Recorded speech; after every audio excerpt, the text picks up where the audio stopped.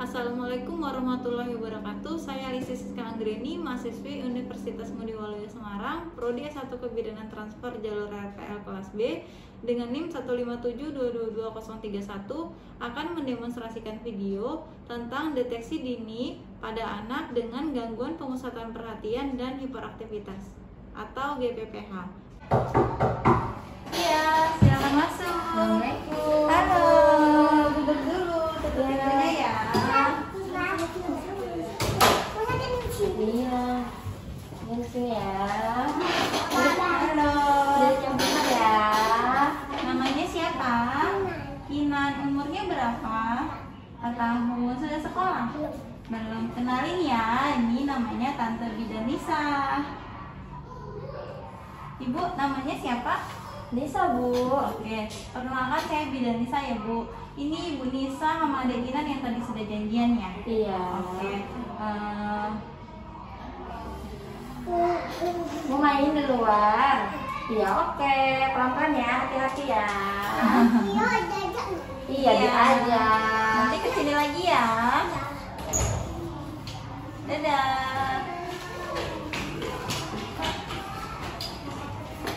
Baik Ibu, jadi ini kita sudah janjian untuk melakukan deteksi ini ya Bu, terhadap gangguan pemusatan perhatian dan hiperaktivitas ya. Jadi ini sebelum saya jelasin dulu dan saya lakukan deteksi, saya jelasin dulu untuk pengertian dari GPPH itu sendiri adalah deteksi yang dilakukan untuk melihat nih ada gangguan nggak dalam pemusatan perhatian si anak dan hiperaktivitasnya. Lalu untuk deteksi dini itu sendiri jadwalnya biasanya dimulai dari usia 36 ke atas untuk anak prasekolah ya Bu.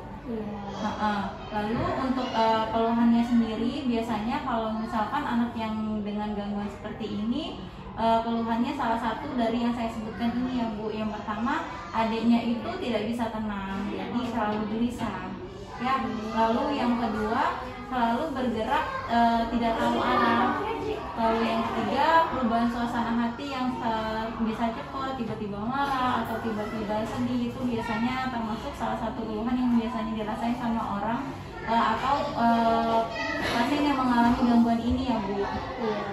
Untuk medianya sendiri biasanya kita itu menggunakan kuesioner. Jadi nanti saya kasih Ibu pertanyaan, beberapa pertanyaan, Ibu tinggal jawab ya atau tidak. Nah, untuk pertanyaan ini ada nilainya Bu.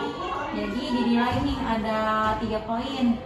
Yang pertama, kalau nilainya 0 itu berarti tidak ditemukan dalam anak Ibu. Lalu kalau untuk yang nilai 1 ditemukan kadang-kadang pada anak Ibu. Kalau yang kedua, nilainya 2 sering ditemukan pada anak.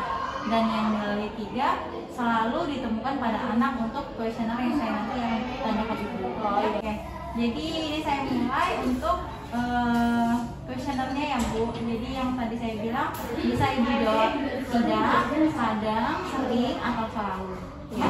Oke. Untuk yang pertama, adiknya tidak kenal lelah atau aktivitasnya selalu yang berlebih?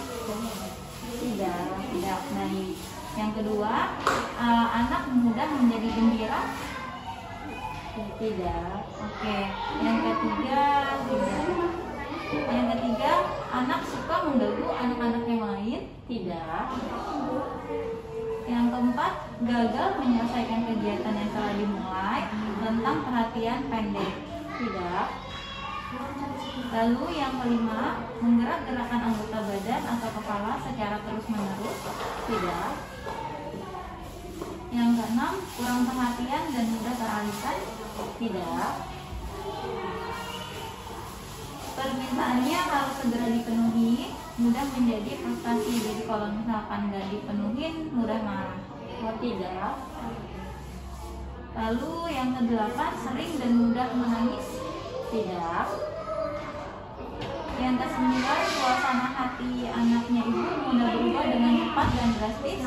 Tidak. Yang ke-10, ledakan kekesalan atau tingkah laku anak Ibu tak terduga? Tidak.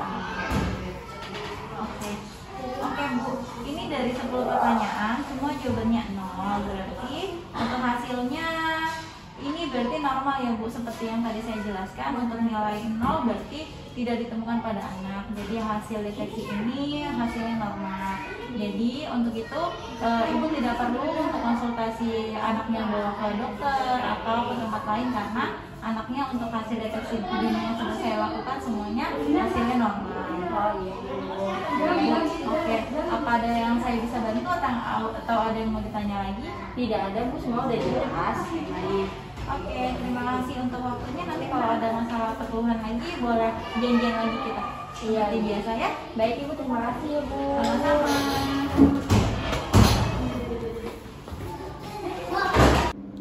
Setelah melakukan deteksi dini pada anak, lakukan pendokumentasian. Terima kasih.